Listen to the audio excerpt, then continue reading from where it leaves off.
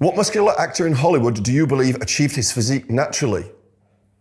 Glenn Powell. Hi, my name is Nick Mitchell. I'm the founder of Ultimate Performance. Like the people who are actually doing it, I actually get a piece of steak. I want to give you a return on your investment. Good morning, good afternoon, thank you. No, welcome to the Mitchell House. Thoughts on yoga and weight training? Yoga is a really useful addition to any regular weight trainer's practice. I have to come clean. I, myself, don't do yoga, but I wish I had done yoga. I wish I did do yoga. For me, it's finding the time. I have a very finite amount of time in my day, and I love to weight train, so I dedicate my time to weight training and riding my bicycle. I don't do yoga. As a 50-year-old man this year, who's been weight training for 35 years, I definitely should be doing a bit of yoga. Now, I think yoga can be a very positive addition to weight training. The question is, yoga for weight training. So if you're doing yoga in such a way as you are holding your body in certain positions, you are exercising your muscles, you're going to be strengthening, let's just, for simplicity's sake, say you're strengthening your posture. So you're going to strengthen your ability to hold your body in certain poses. And weight training, when done properly, is holding your body in certain poses, certain positions like this. Everything's locked in. If I'm doing a dumbbell curl, I'm going to lock my shoulders back, I'm going to lock myself here, I'm going to push my feet behind my knees, I'm going to get tension in my legs, I'm going to probably squeeze my glutes as well, I'm going to tense here. This is all locked, and then I'm just going to do a curl. Holding a position, a bit like yoga. You're not going to lengthen your muscles, you can't lengthen your muscles, that's gobbledygook. Yoga will help your weight training in that it will give you, if done correctly, more active range of motion when weight training. And the greater the active range of motion when weight training, the greater the range of motion, the greater the stimulus you're putting your muscles under, the more results you're going to have, whether it's about getting stronger, whether it's about improving endurance, or whether it's about getting bigger. The other thing that you'll do, you're working your parasympathetic nervous system when you're doing yoga. That basically is the nervous system, the part of the nervous system that's responsible for lowering your blood pressure, improving your digestion, and just generally keeping things calm. It's yin to the yang. The weight training is the yang, the yoga is the yin. So balancing that out is an extremely good way to have a balanced exercise approach. And so yoga is something that I would highly recommend so long as you enjoy it. Do I prefer rugby league or rugby union? Can either sport ever take off in the US? I think that rugby league is more exciting on average, but an amazing game of rugby union is more interesting.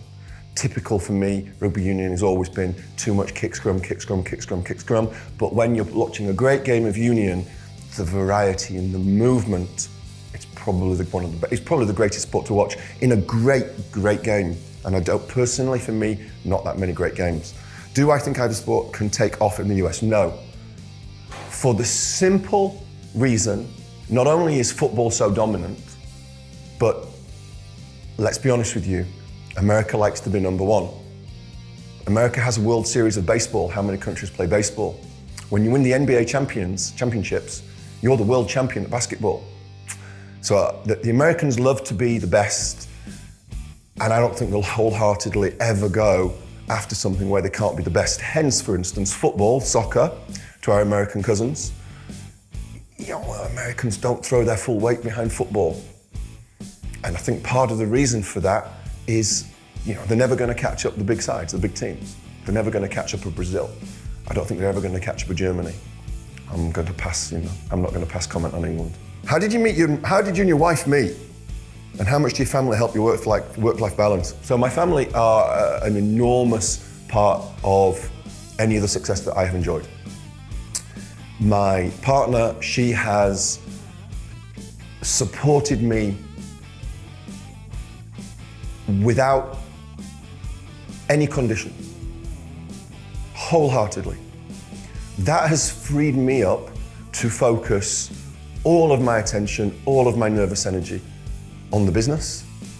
She's done all of the heavy lifting. I've got 2 children and I've changed 3 nappies in all that time. I've got an 11-year-old and a 13-year-old. I didn't bathe them. I've not done the school runs very often. And I've missed out on some things there, by the way. I appreciate I've missed out on some things. but it's allowed me the time and the space to not just work on the business, but also to be an active father when I have the opportunity to be with them. So it's enabled me to have, I hope, touch wood, a wonderful relationship with the kids, where I'm an active father every single day, but some of the more, let's call them menial tasks, she's lifted that off me. So it's been very much a partnership, and I'm extremely fortunate in that. How did we meet? We met in a bar in Prague. Is working chest with triceps involvement, then triceps in isolation the next day, a bad idea? So what you're asking me is, obviously when you exercise your chest and you're doing compound movements, you're pushing like this, that's going to the extending of the arm here is going to work the triceps a lot. And then the idea is the next day, are your triceps fatigued? Should you train them separately or should you train them with chest? So in other words, when you're doing pushing movements, you're going to train chest and triceps together. The least important thing in constructing a workout program is how you pair or group the body parts. I'm not saying it's not important, I'm saying it's the least important thing. So you can do chest and arms together, you could do chest and triceps together, you can do back and biceps together, you can do back and arms together, you can do chest, shoulders and triceps together.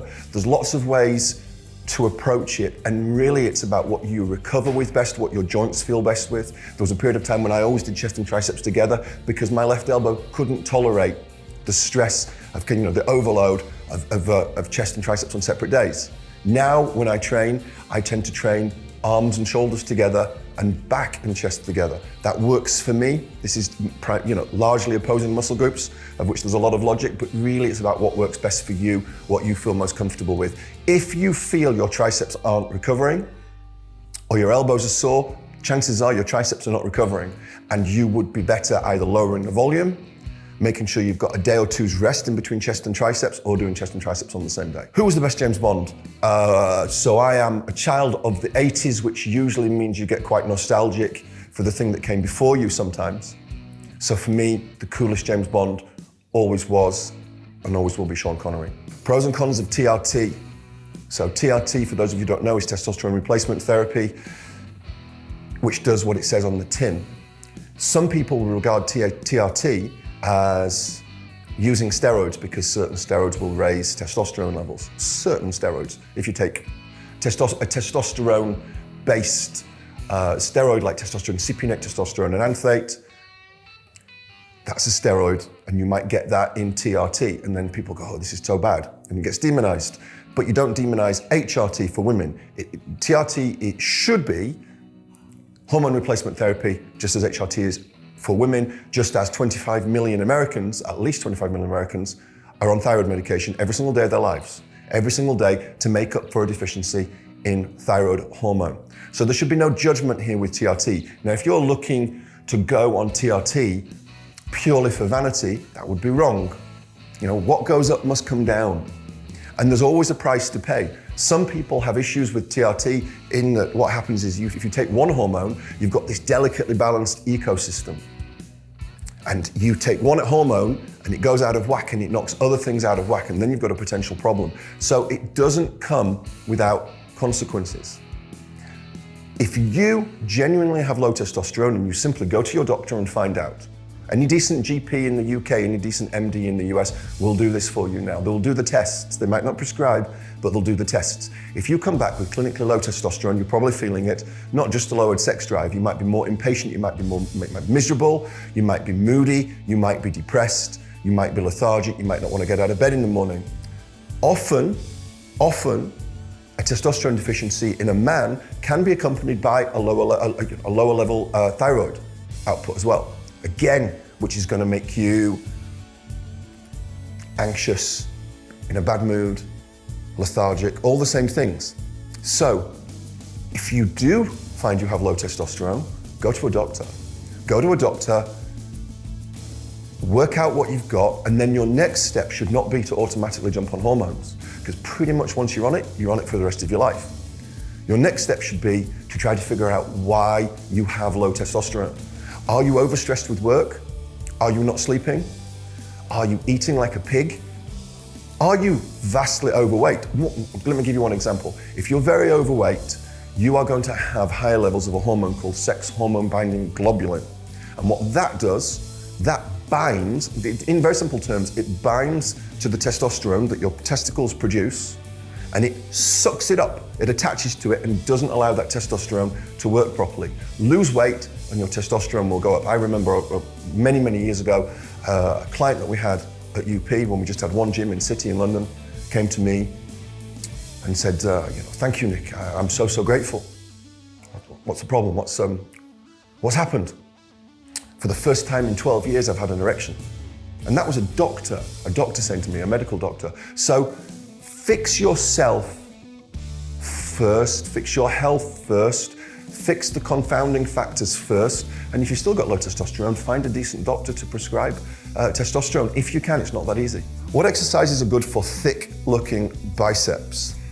To get a more 3D look to your arms, you want to work the parts of your arms where attention is drawn.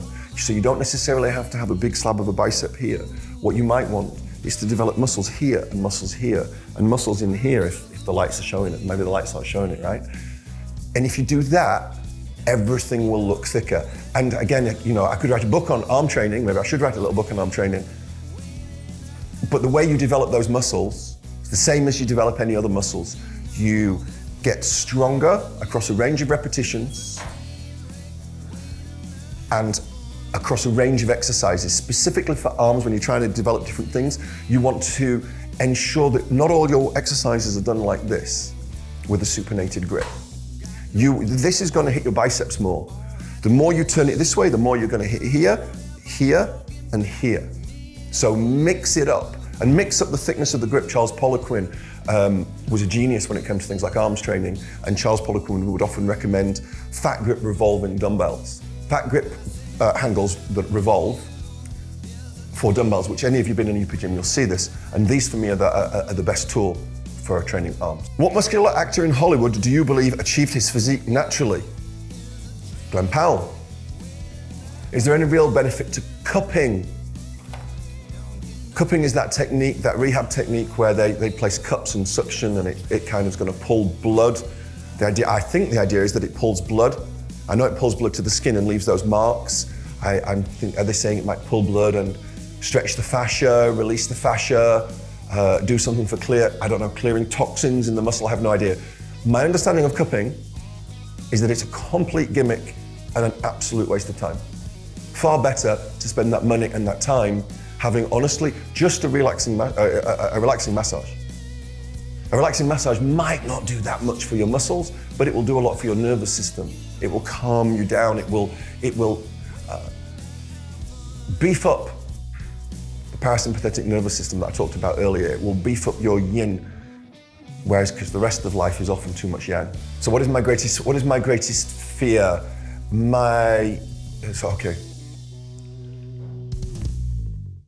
Throughout my life, I had no fear of anything. So I was the stereotypical young man, hopefully not too full of himself, but certainly I had no fear. I had no fear of anything.